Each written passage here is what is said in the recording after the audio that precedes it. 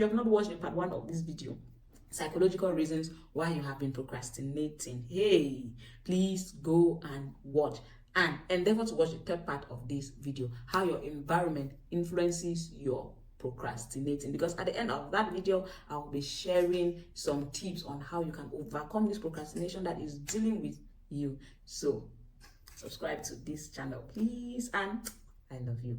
Welcome back, my darling. So this is a third part of our videos, reasons why people procrastinate. In the first and second part, we talked about the psychological reasons and the emotional reasons why you have probably been procrastinating. And in this third part of this video, we will be talking about the environmental reasons, how your environment influences you to procrastinate. And we'll be sharing three solid ways on how you can break this chain of procrastination and become more productive. Now, the very first thing in your environment that influences you to procrastinate are uncontrolled distractions. You have social media, notifications hitting your phone every now and then from WhatsApp, from Facebook, from Instagram. Your environment could be just noisy or set up in such a way that does not encourage you to do any work. You might have so much food in your fridge, you might have so much to drink. Now somebody might be asking me that, well, how does having so much food in my fridge enable me to procrastinate? There are some people that can eat for Africa. Like, you sit on your laptop, you're about to get this work done, and your mind is telling you, let me just make something and eat. Before you know it, you are in the kitchen trying to ruffle up something to eat. And once you're done eating, you feel so tired.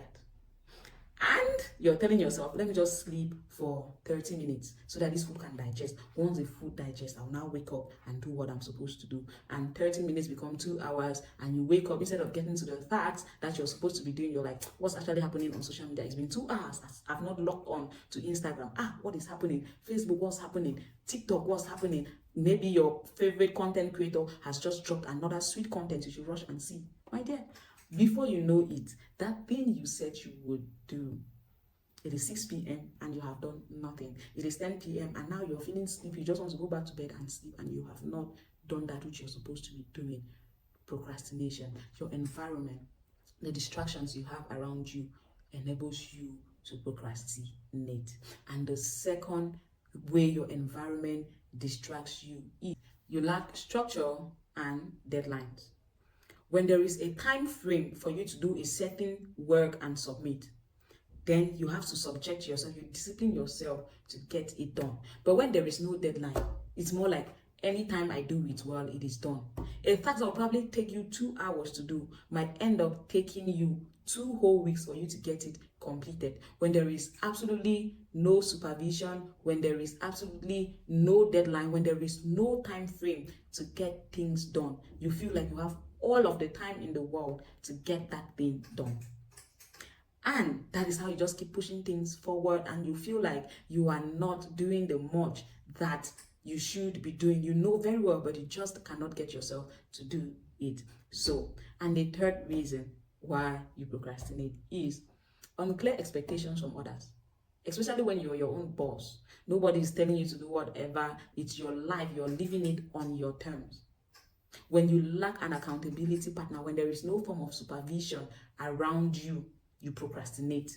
You know that you can watch your movies from now to the next 5 hours, the next 8 hours. Nobody will tell you nothing. And you're just like, anyway, let me just do it. So you just keep putting tasks off, doing different things except that one thing you are supposed to be doing. And that is where dissatisfaction, lack of fulfillment comes in. When you wake up one morning and when you're about taking inventory of your life, you discover that you are 25 and you have really nothing to show for it except the name of every skit maker, except the name of every Nollywood, Hollywood, Bollywood actor, except their birth dates and every irrelevant information about them. Then you will know that you have wasted your life, you have wasted your time doing nothing. You suddenly become dissatisfied with your life. Then you fall into the trap of comparison. You start comparing yourself with others and all of that. Procrastination leads to lack of satisfaction, lack of fulfillment with your own life.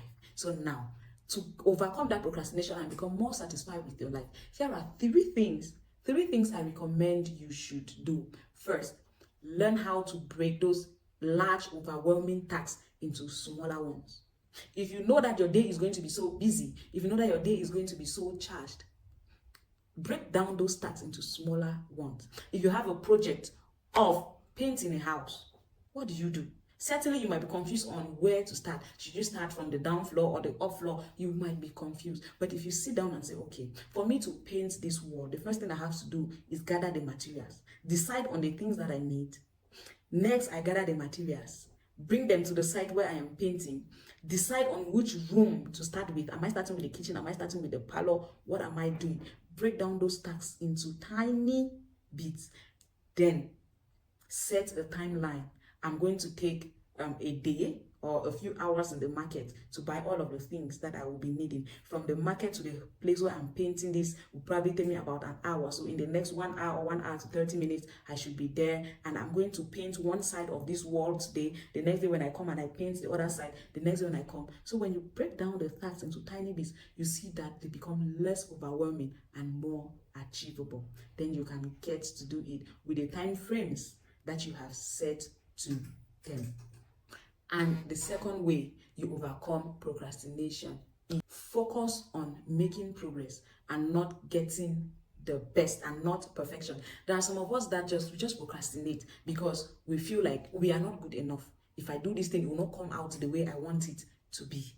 Do not focus on getting the perfect outcome, but focus on making progress. If you're supposed to read a 150 or a 500-page book in a day, focus on making progress. Focus on reading maybe a page every day, 2 pages every day, and not telling yourself that if you must open this book and start reading, then you have to read the whole book in one day. If you don't read the whole book in one day, then it's not you. Then you better don't read it at all. No, that is not it. I will read a page today. I will make a little progress every day. I will make a little progress every day. And before you know it, you will be done reading that book. And the third, get rid of distractions. Remove some things from your space. That is, if you really want to get your life working, if you really want to get some certain things done. But if you do not want to get some certain things done, well, you can just relax in the mess you create around you. First, when you really want to get something done, not switch off your phone. Put it on do not disturb mode. When I want to get work done, when I'm busy at the office and I know that there are things I really have to get done, I put my phone on do not disturb.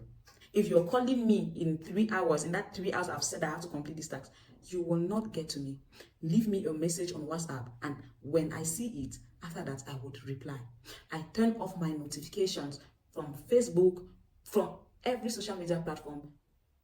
WhatsApp, I would hardly get a notification on my phone that I have received a WhatsApp message because I turned them off. Today we are 20.